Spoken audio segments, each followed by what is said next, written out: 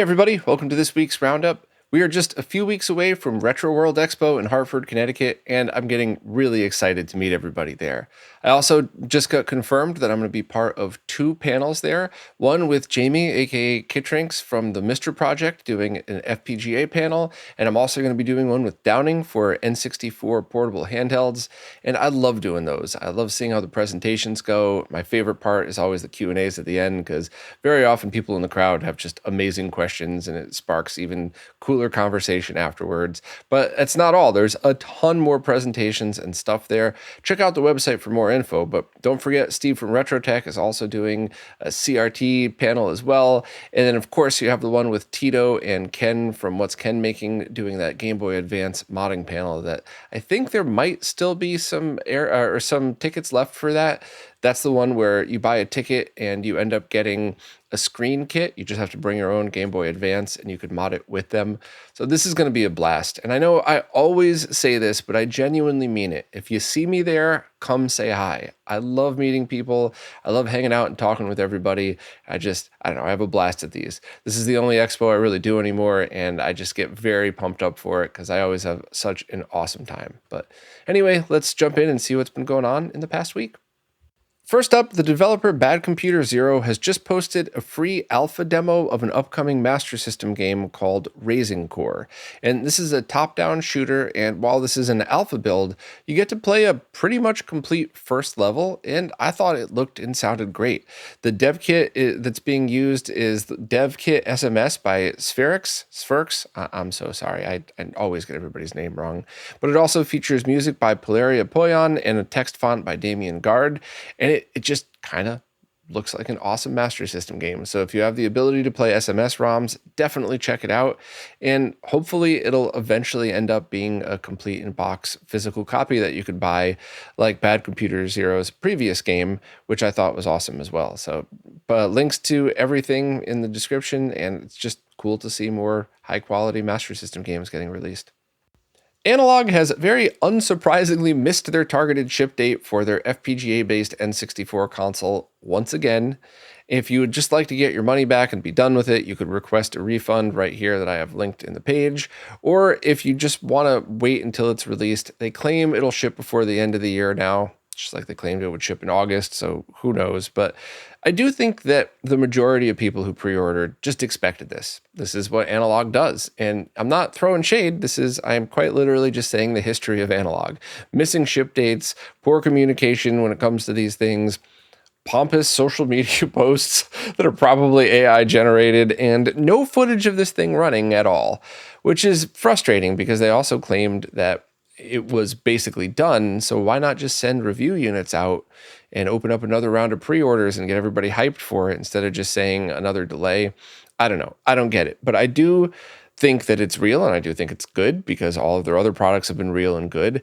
And I do also think that the majority of people who pre-ordered are going to keep their pre-orders, because just the simple fact is it costs a lot of money to be able to get original N64 cartridges working on a modern display and have it actually be good. So you could pick up an original N64 and a Rad2X, and that's great, but that's going to be about the same price of just this console.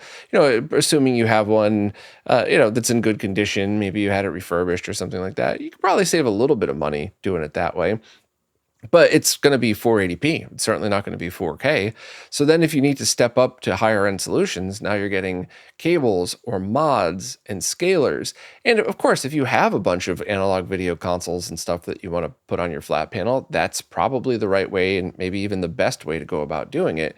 But if you're somebody who just loves GameCube, N64, and then everything else that's modern, you can get a Carby for the GameCube. And then what are you going to do? You're going to spend all of that money for just those two? I don't know. I think the price point of the Analogue 3D is really its best feature, as well as the fact that it looks like an N64, which has always been my biggest complaint about Analogue products. It's not the communication and the delays. It's just that when you are selling a product that's supposed to tap into that nostalgic use your original cartridges thing, you want to feel like you're playing the original console.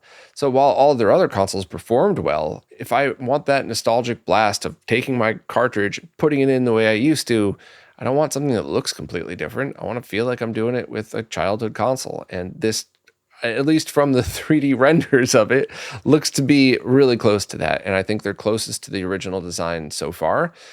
But I guess we'll see when they actually start arriving. So yeah, I don't know. I mean, I think nobody's surprised by this really, and you're certainly welcome to be angry about it. But I just kind of laughed, and just the only, the lack of communication is the only thing that angers me, because that's what I do. Is, it's what I always have done. Even though I've always been a tech, my job has always been rooted in communication between people. And let me tell you, it's not that hard to do it right. It takes a little bit of effort, but it takes less effort to do stuff right as you go than it does to try to clean up a mess that you made, like they're kind of making. So I don't know, but I think it's going to be great. I just have no idea when it's actually going to get to anybody. And I certainly have sympathies for anybody trying to ship a product today.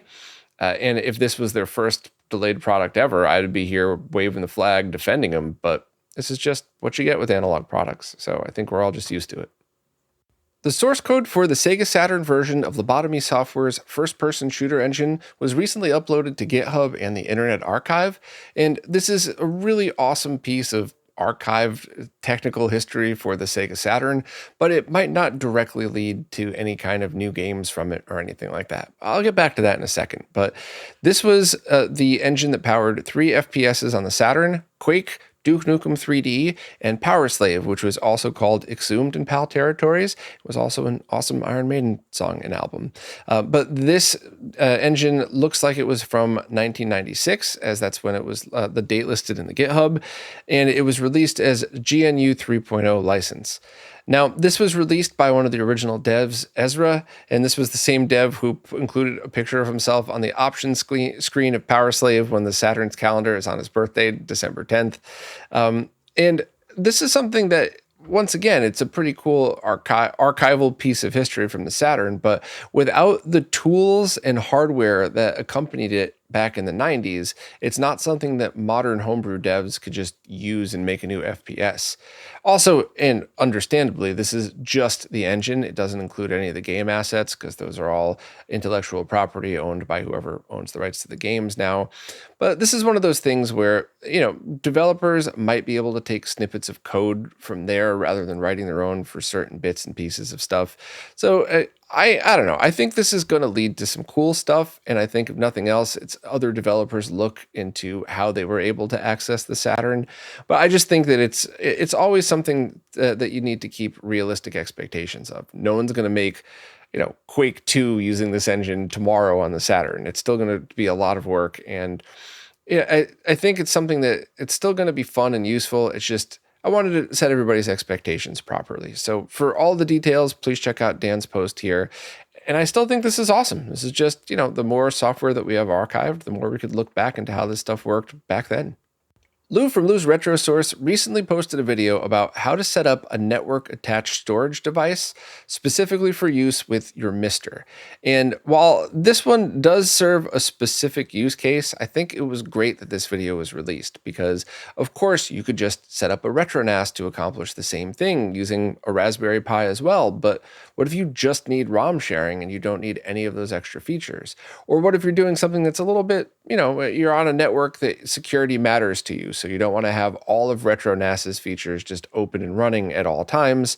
The stuff that allows older PCs to get on the internet today has certainly always been warned as, hey, this could obviously be a security issue. So what if you just want a little dedicated box? And as Lou says in the video, you could repurpose old PCs, you could build your own, you could have a NAS box like Tito showed a couple of weeks ago or months ago now or whatever it was.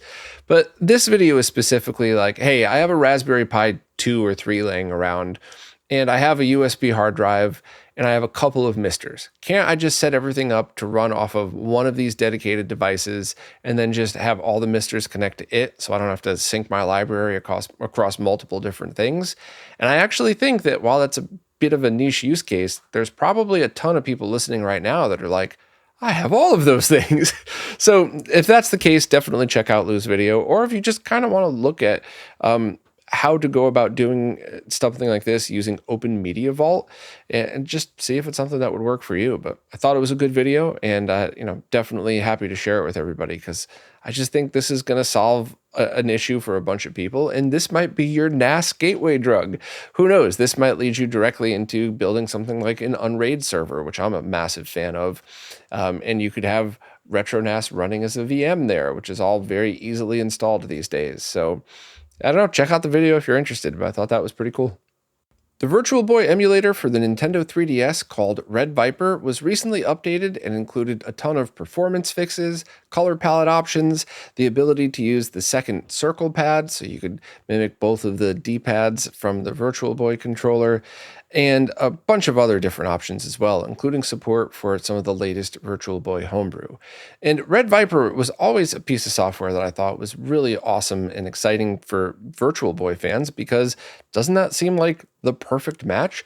I was always blown away that Nintendo didn't re-release at least Wario on the 3DS, because you have a 3D game on a 3D platform. Kind of made sense to me. But yeah, so this is a way to do it using homebrew, and I've never had a chance to use it in person. I sold my 3DS before this hit a stable version that ran everything at full speed like it does now, and it's something that I would love to try out at some point. And luckily Selena has one and was able to give it a try and do a great post about it here. But this just seems like a no-brainer. If you have a 3DS and you have the ability to load homebrew on it, just try this thing out. I bet you it's awesome. And Mario Tennis is always the go-to because it's a basic concept. You could play it for 5 minutes and totally understand the whole concept of the game. But give it a minute, because I do remember the first couple of times I played Mario Tennis, I missed the ball every time, and I had to get my timing just right. Maybe it was because my eyes are used to always looking at 60 hertz and the Virtual Boy is 50 hertz. I don't know. Who knows what it could be? Maybe I was just really bad at the game and had to get used to the groove. But give it a try. I think most people would appreciate the experience of it. But the Virtual Boy homebrew library is really where a lot of that console shines. And I bet you it'd be awesome on the 3DS as well. So let me know in the comments if you've used it and what you think. Tito from Macho Nacho Productions recently posted a video about the Pico Loader, which is essentially an optical drive emulator for the Nintendo GameCube that allows you to retain the original optical drive and is completely open source. It's based off of the Raspberry Pi Pico, with software written by developer Makeo, and developer Silversteel created the flex cable and mount for it.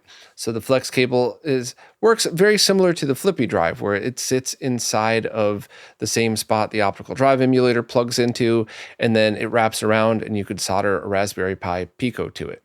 So there is soldering involved in this one, but the way it's done is actually fairly easy, and I would think this is a beginner-friendly project, because as Tito showed in the video, you could mount the flex cable to the Pico first and then solder it, so that mounting it first allows all of the pads to be lined up.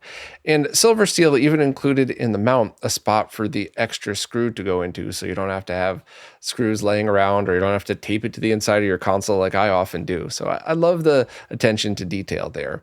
And basically you just load it up, plug in the Pi Pico to your PC and load it up with Makeo software, and then have some way of launching Swiss from an SD card, whether it's the SD to SP2, which you put in the bottom, or any memory card based loader. But what this does is essentially allow the GameCube to choose whether it loads from the disk or loads Swiss, and then Swiss, of course, will take it from there. If you don't know what Swiss is, definitely look into it. It is quite literally the Swiss Army knife of tools for the GameCube that even enhances original discs, being able to force different resolutions and refresh rates, virtual memory cards. The options there would take a 3-hour video to go through and explain it. But if you have the ability to run homebrew, or you have a device like this, you're going to want Swiss, definitely. The only things to note is they're not selling it. It's something that you could just download the files and make your own. So if you're the type of person who makes a couple for you and your friends, great. But if you're looking to buy just one, there are reputable stores that are about to start selling these, and that might actually be cheaper for you. Because remember, with these flex cables, you have to have a minimum order. I think it's usually 5. And then you need to pick up a diode that solders to the back of it, which I can guarantee the shipping is going to be more than the diode. So if you add all this stuff up and you're only looking to buy one, just hold out for another week or so. In reputable stores, we'll be putting them up for sale. That's unfortunately always the downside of open sourcing, is there's probably going to be a lot of garbage builds of this as well. So it's just up to you to take the time to buy from good sellers, or buy knowing that you might have to return it and get another one if whatever shows up at your house ends up being less than ideal. But I mean, I think the best part about this, as always, is that it retains the optical drive emulator, or the original optical drive, and doesn't allow you, or doesn't force you to remove it, because that's always something that bugged me on any of my consoles with discs or with the CD drives. Is just that sometimes you want the nostalgia experience. Sometimes an ODE has something that maybe doesn't work as perfectly as the original. There's always reasons that you just want to keep it original as well. So I really wish that other consoles would start to get this. This type of treatment, I guess, is the best way to say it. The only other thing to note is the team is also working on a more custom version that still uses the Pi Pico chip, but on their own custom board and stuff like that. And then from there, it should actually be easier for them to just sell a completed version. But that's all in the future. The functionality should be basically the same. So if you're interested in this, definitely check out Tito's video, and we'll post here on RetroRGB the moment they go up for sale. The YouTube channel Neon Dagger recently posted a video talking about Groovy Mister and has an in-depth guide on how to set it up. And while Lou previously covered both Groovy Mister and Mister Cast as well, so you're able to watch stuff on your CRT using the same principle, I think Neon Dagger's video went for the deep dive approach to try to answer all of the questions you might have about it. And as a very quick overview, Groovy Mister is a way to run arcade emulation, or basically any kind of emulation on your PC, and use a network cable to send it out to your CRT via the Mister project. And at first glance, you might be like, why would I need to do that? Can't I just connect my PC to a CRT? And that's where the complication lies. In fact, at least a couple times a month, I would say, one of the questions in the Q&As that I do is about exactly this, and how complicated it is, and how it doesn't work consistently, or consistently on all setups. And I think the point that Neon Dagger made in the video definitely stands, in that a lot of people are really sick of just doing a deep dive and spending weekend after weekend trying to get this stuff working, and then it doesn't. And it, I by no means am I throwing shade, because I personally have built an arcade machine that ran off a Windows PC that worked awesome for like a year and a half before I ended up selling it. And it is possible to do all that. But I think the average person who just says, look, I got a couple hours to kill to set this up, and then I just want a game. I don't want to be in IT support for my arcade setup. I want to be a gamer who plays these things. And I think, depending on your setup, this might actually be a ton easier. You could, of course, get one of those Raspberry Pis with the video out hats on it. Those work great. I did a bunch of live streams on a whole bunch of different types of them. But if you already have a Mister and your PC is within close proximity, this could be a pretty big advantage. And also, the lack of latency is really, really impressive. Neon Dagger starts to show that as well. And I think that's something that I might do a follow-up stream or video on, or something at some point, just to show off how fast this actually is, because it's kind of hard to explain without showing some examples. The Neon Dagger did a good job on it, but just trust me, latency is not going to be an issue here as long as you do it correctly. So I definitely recommend the video if this is something that you're interested in. If you want just a much quicker primer, check out Lou's posts and videos. But if you're looking for all the info, this was a good one, and definitely check it out. And thanks to Marco for writing this up. Rodrigo Copetti has just released the third book in his Architecture of Consoles series. This one is called The Pioneer Race, and this is about the Sega Saturn, PlayStation, Virtual Boy, and Nintendo 64. And as always, all of Rodrigo's work is available for free on his website, or you could buy ebooks for cheaper. But if you want a hardcover or paperback edition, you could pick them up from Amazon right now. I've got all of them, but I believe this was the first hardcover version I bought, and it was worth the extra couple of bucks. This is pretty cool. The pictures on here are very high quality. It's certainly not drastically better than the paperback. So if you want to save some money, or if you already have paperback editions of the other ones, they're still great. But I don't know, I'm glad I picked this one up. And I always say that these make amazing nerd coffee table books, but they're also good for reference. They're good for just flipping through the pictures. I don't know, check it out if you're interested. But a lot of people have picked these up and told me after it arrived that they were really happy that they got them. And, it's just something retro nerds might enjoy. I have links to all of them right here. Just remember that when you click on these links, then select which version you want, paperback, Kindle, hardcover, etc. And I have pictures of the ones that I got here. And of course, if you want to hear more from Rodrigo and how he got into all of this stuff, I did an interview with him a while back that's still totally relevant. So check it out here, or just search any app for RetroRGB Rodrigo and you'll see it pop up. But yeah, this was another cool one, and I really appreciate his work. So check it out. If you're even slightly interested, check it out, see what you think, and consider buying a hardcover or paperback. The final details of the Mortal Kombat Legacy Collection were recently released, so I wanted to talk about it here.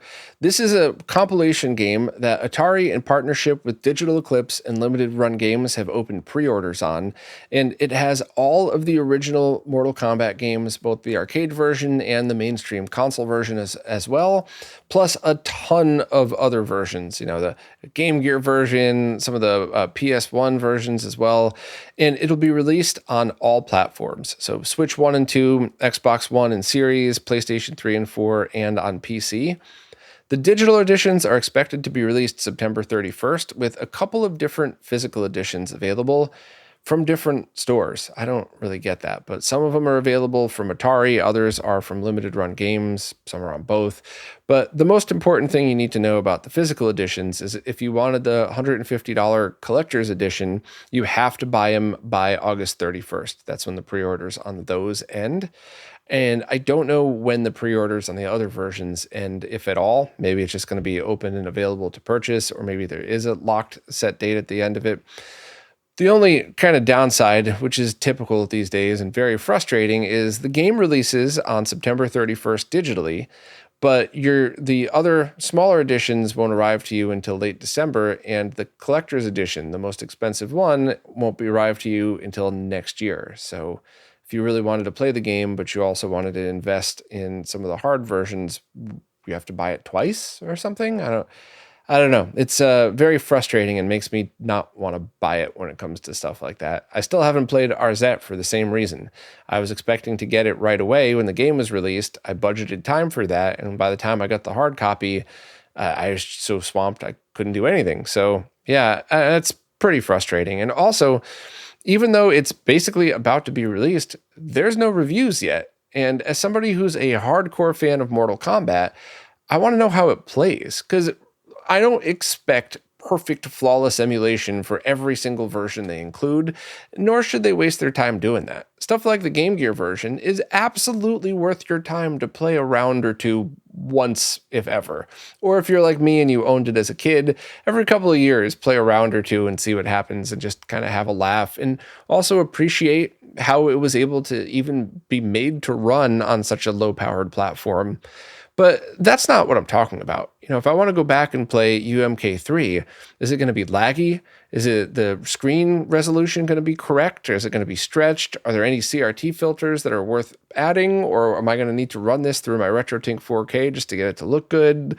Also, what about the WaveNet version of UMK3? How does that work? I mean, are they going to put in a hidden version of MK1 Turbo, which no one seems to talk about, which was a semi-official thing?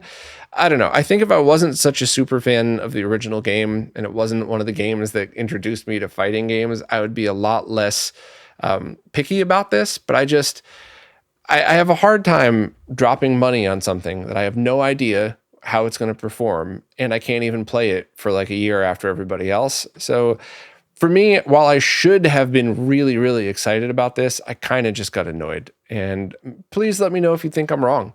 Maybe I'm just grumpy this week. Stuff happens. Who knows? But I actually heard about this right when it was first released, and I've been sitting on the post until all the info was finalized. But the frustration hasn't changed at all. Let me know what you all think about this. It's totally cool if I'm getting it wrong. Maybe I'm missing the point. Maybe this is just supposed to be a fun compilation. It's not supposed to be a serious game, and it's just supposed to be for people who like trinkets and something on their shelves. I don't know. But I would have loved for this to be something I could sit down and play the originals and actually really enjoy them and kind of get the feel like I was playing the original. But let me know what you think about this. Maybe I got that wrong. Maybe I'm being grumpy, or maybe all of you are wondering how come no reviewer has gotten this yet, even though we're about a month out from release. I don't know. Well, that's it for this week. As always, thanks to everybody who watches, listens, plays nicely in the comments, and especially thank you to anybody who supports in absolutely any way, because it really is you who's keeping all this stuff going. So thank you all so much, and I'll see you next week. This week's Roundup is brought to you by Neo Paradigm Entertainment, connecting Southeast Asian influencers with opportunities in the West.